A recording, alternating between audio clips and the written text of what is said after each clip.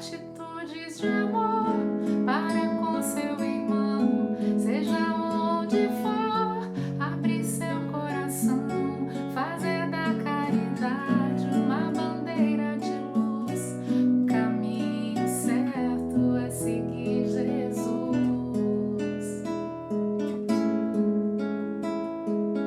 Saulo de Tarso entendeu o recado de perseguidor. Ele virou seguidor. E depois disso, tantas e quantas vezes retribuiu o mal com o bem. Meus amigos, todo aquele que tenta praticar a caridade é também discípulo de Jesus.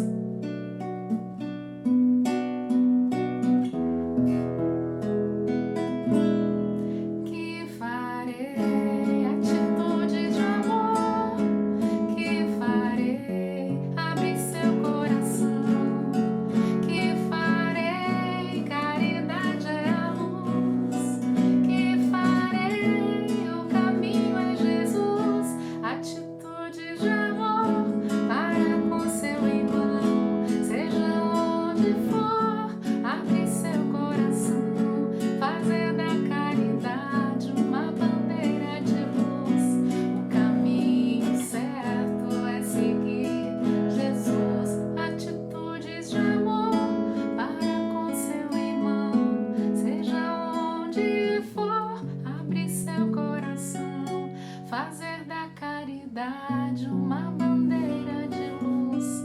O caminho certo é seguir Jesus.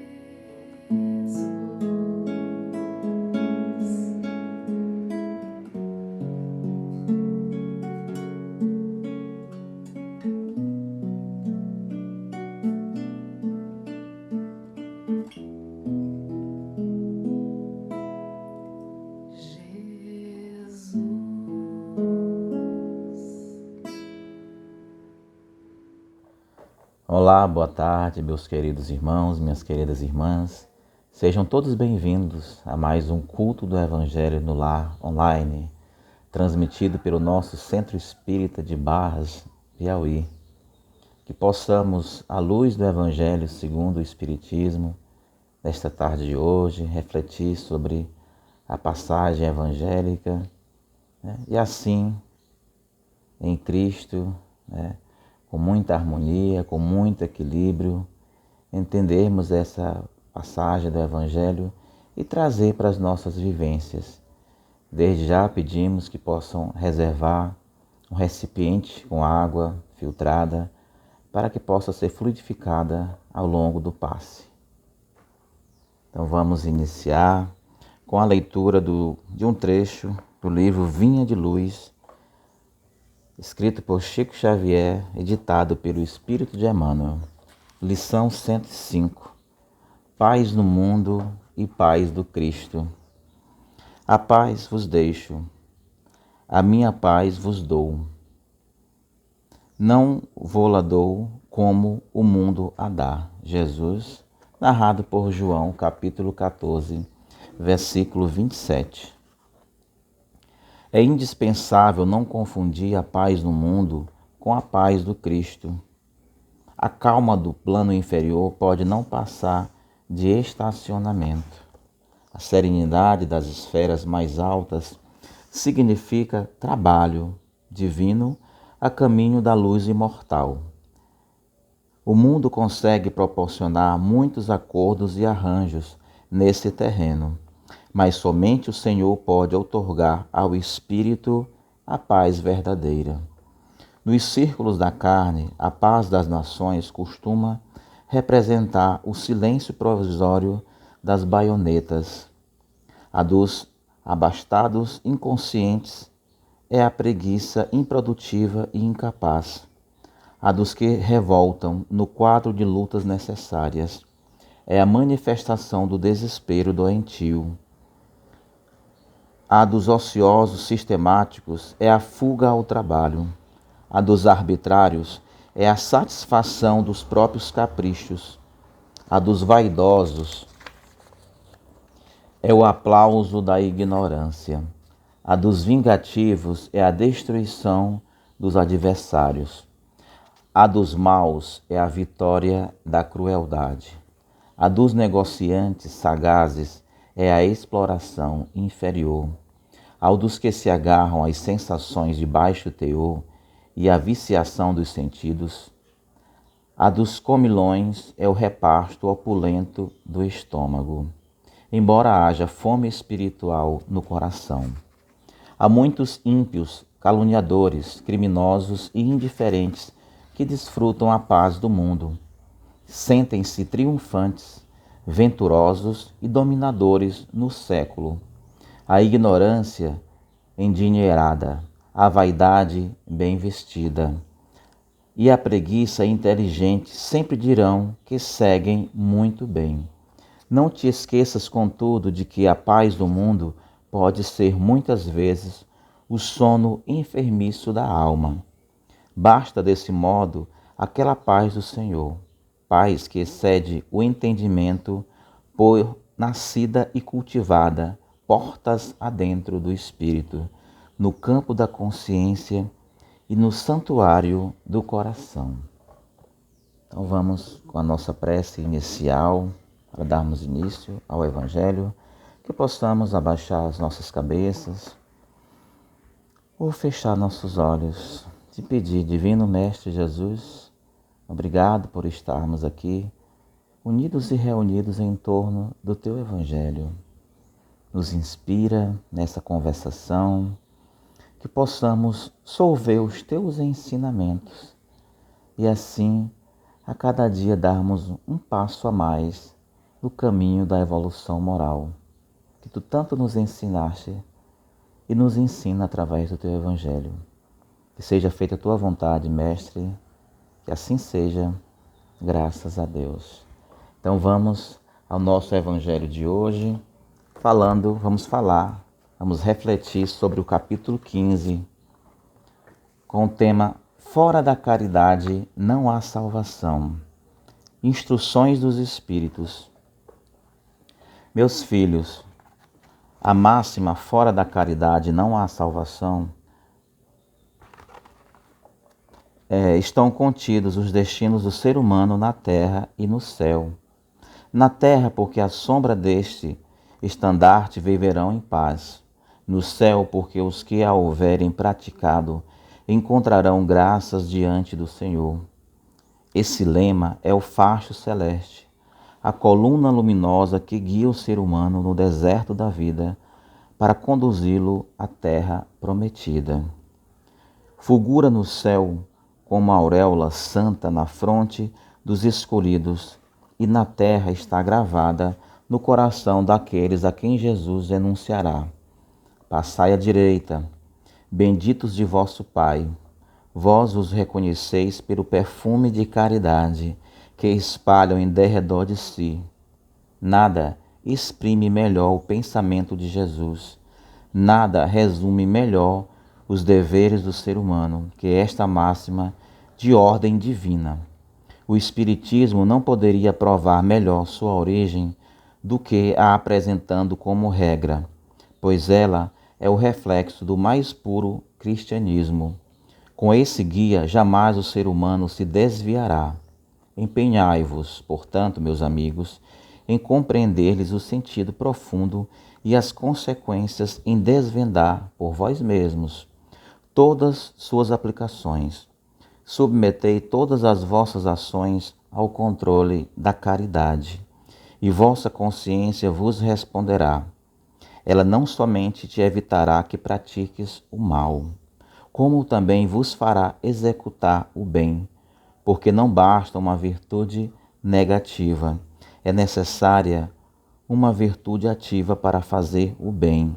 É sempre necessário a ação da vontade para não fazer o mal, quase sempre a inércia e a indiferença. Então, meus queridos irmãos, minhas queridas irmãs, o lema do Espiritismo, trazido nesse capítulo 15, diz: fora da caridade não há salvação. Então, a gente vem ao mundo e desde que a gente começa a ter uma noção dos fatos, a gente vai crescendo do ponto de vista intelectual, a gente vai percebendo as dificuldades, os conflitos. Por outro lado, este mundo ele apresenta, né, a partir dos que podem ter, ele apresenta coisas, entre aspas, maravilhosas. E chega um momento em nossas vidas que nós começamos a comparar, a querer entender, querer explicar, querer se revoltar contra aquilo que nós chamamos de justiça, né? A justiça divina, a justiça dos homens, que são duas coisas diferentes.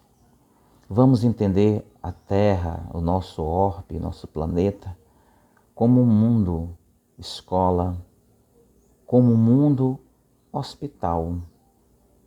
E todas as criaturas como sendo criadas por um Deus único, essa inteligência absoluta de todos os tempos. E sendo, como nós acreditamos, esse Deus justo, bom, o Espiritismo apresenta um Deus de misericórdia. E não um Deus que muitos insistem em falar, é um Deus que pune.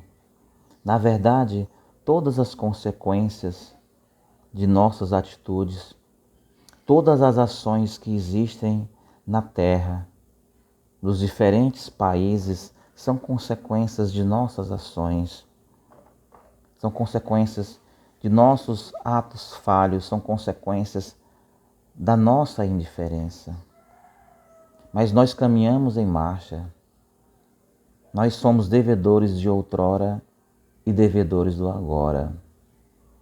Então Jesus veio revelar essa máxima através de muitas passagens que estão contidas no seu Evangelho.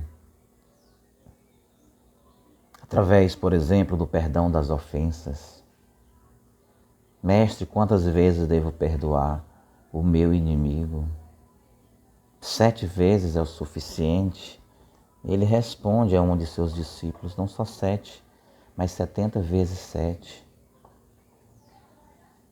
Ele vem falar, né, de quando os homens vêm lhe apresentar uma contestação sobre os impostos.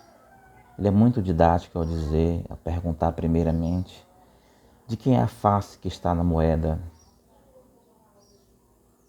E o interlocutor diz, é de César, é o título que se dá aos imperadores romanos. Ele diz, pois então dá a César o que é de César e a Deus o que é de Deus, ou seja, as coisas do coração, que é o órgão que nós relacionamos ao sentimento, ou seja, aquilo que é do espírito, que é a questão moral. Então, que a cada dia possamos sempre dar o melhor de nós, as boas ações, o perdão, o esquecimento, mas o esquecimento verdadeiro, sem jamais levantar, quantas vezes já perdoamos.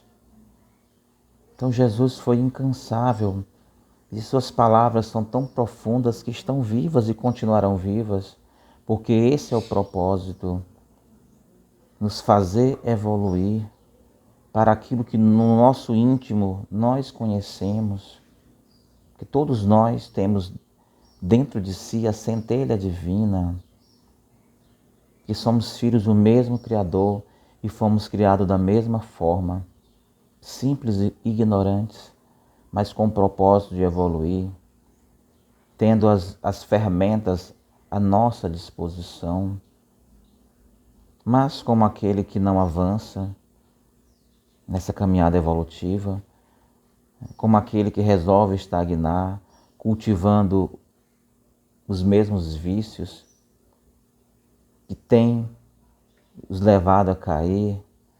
A humanidade vê isso como uma forma de injustiça, como uma forma de punição, mas as oportunidades estão para nós todos os dias. As oportunidades de nos redimirmos com os nossos irmãos, de fazer todo o bem possível, mas de viver com resignação, com paciência, entendendo tudo tem seu tempo. Para aqueles que já se permitiram adentrar as portas, né, de uma dessas muitas igrejas que existem por aí, as portas de um centro espírita, todos aqueles que já se permitiram ser tocados no íntimo do seu coração. Todos nós temos a percepção de uma vida além da matéria, uns mais, outros menos. Até sobre isso Jesus questionou aos seus discípulos ao perguntar a cada um deles: quem tu achas que eu sou? Até que um deles diz: tu és o Messias. E ele diz: feliz daqueles que acreditam sem ver. Então que possamos, na percepção das dificuldades, que não são poucas, mas também nos pequenos exemplos de pessoas abnegadas a fazer o bem, no exemplo de muitos missionários que a história, que a Bíblia tem revelado sobre a prática das boas ações, da caridade, porque a caridade se manifesta das muitas formas.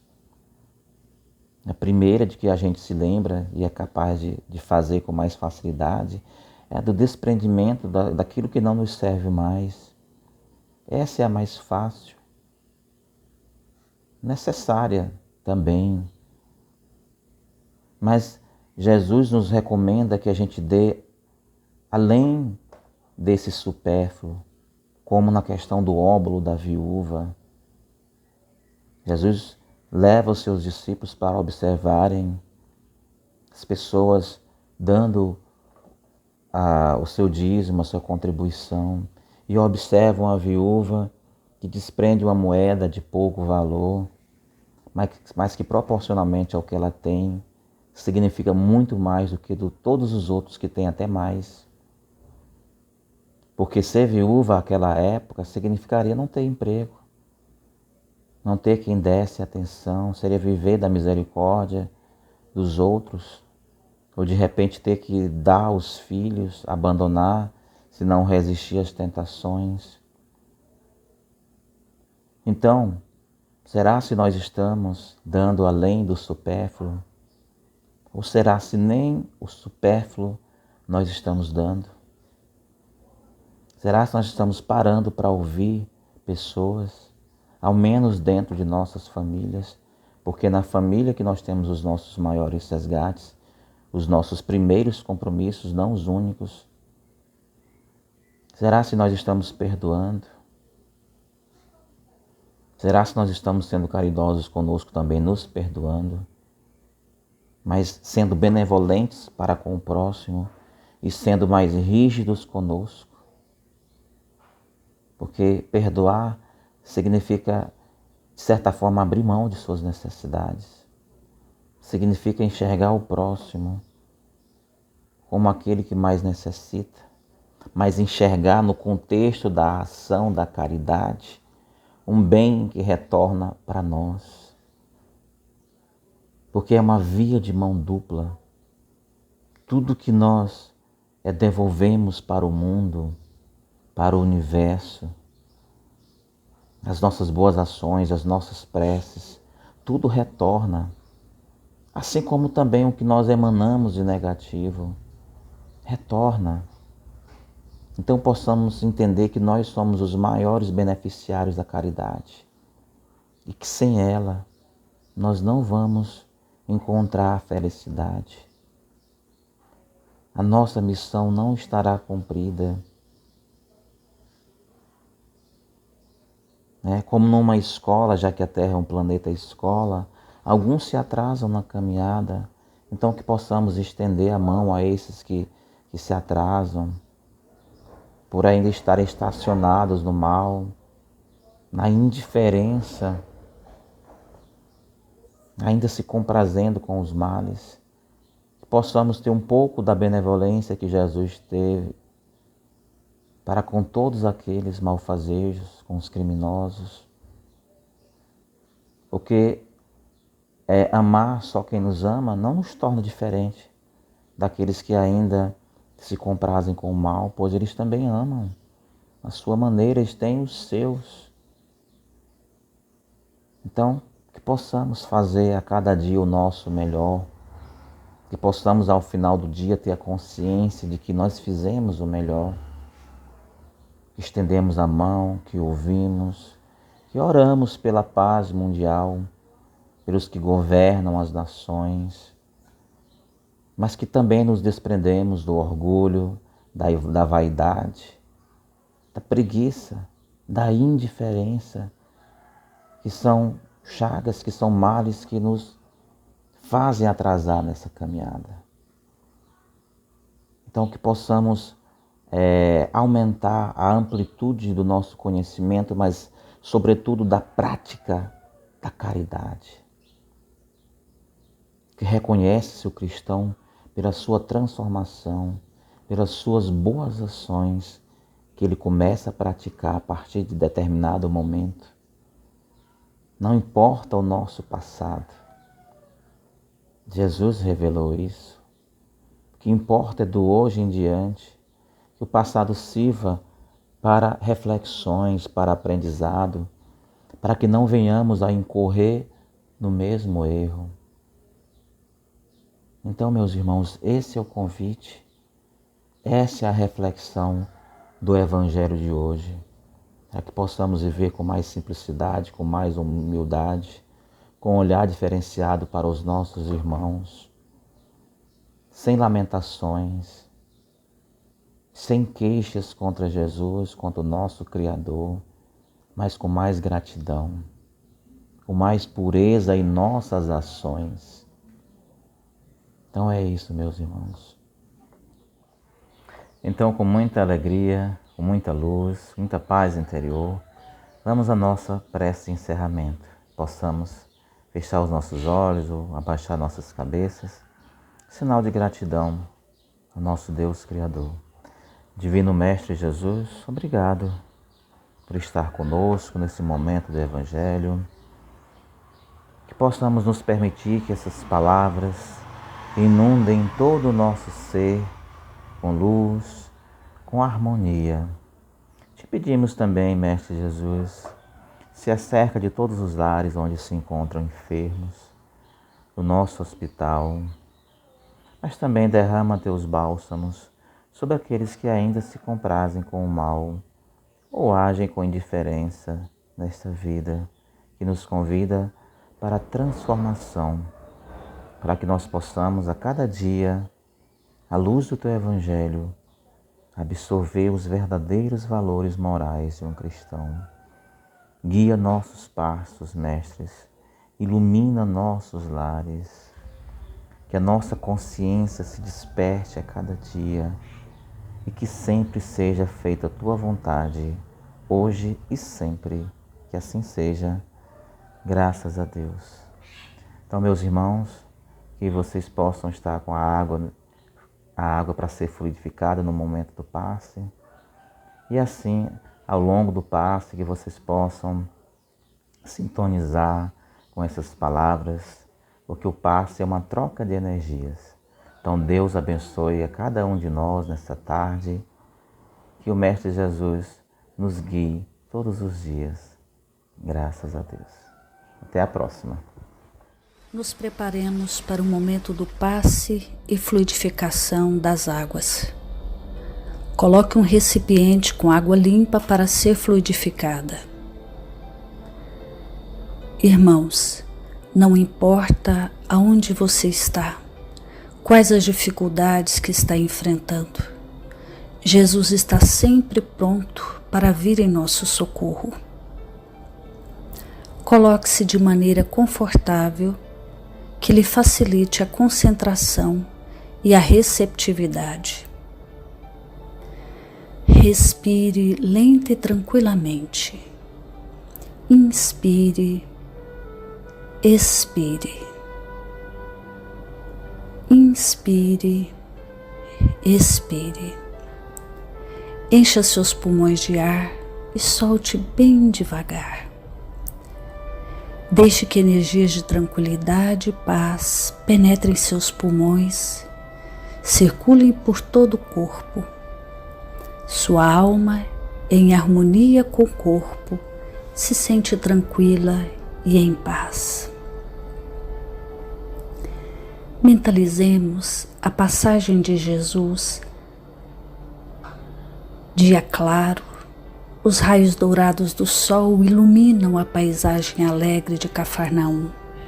Casario branco, trepadeiras multicoloridas e pássaros saltitantes enchem a paisagem de otimismo. A notícia das curas atraía a multidão dos necessitados. Subitamente Jesus aparece, esguio e belo. A túnica desce-lhe até os pés. Ao pôr do sol, todos os que tinham doentes atingidos de males diversos traziam-nos, e ele, impondo as mãos sobre cada um, curava-os. Assim narra o evangelista Lucas. Mentalize Jesus se aproximando de você. Ele impõe as mãos amigas sobre a sua cabeça. Perceba que de suas generosas mãos cai uma cachoeira de águas claras e puras, vindas do seu amor, a te banhar. Derramam-se em sua cabeça, descem pelos ombros, banham todo o seu ser, te trazendo paz, serenidade, equilíbrio. Limpam todas as impurezas e te pacificam. Sinta estas águas te banhando, limpando. Respire. Mentalize agora Jesus como sol diante de você. Sua luz, seu calor te envolvem. Sinta as energias curadoras que emanam do Cristo em sua direção. Ele ouve as suas preces. Confie nele. Seu amor é infinito e te acompanha e protege, oferecendo de tudo o que necessitas. Confie. Absorva as energias curadoras de Jesus. Sua luz te envolve. Sinta essas energias percorrendo todo o seu corpo. Sinta-se fortalecido e em paz. Senhor Jesus, divino amigo, estende as tuas mãos generosas, Senhor, e transforma estas águas em remédio para os nossos males físicos e espirituais. Guarda-nos, Jesus, em sua paz. Estende as vibrações de amor em benefício do meu lar, Senhor. Que aqui possa reinar a paz, a saúde, a tranquilidade. Nós lhe rendemos graças, Jesus. Fica conosco hoje e sempre. Graças a Deus. Faça uso da água fluidificada.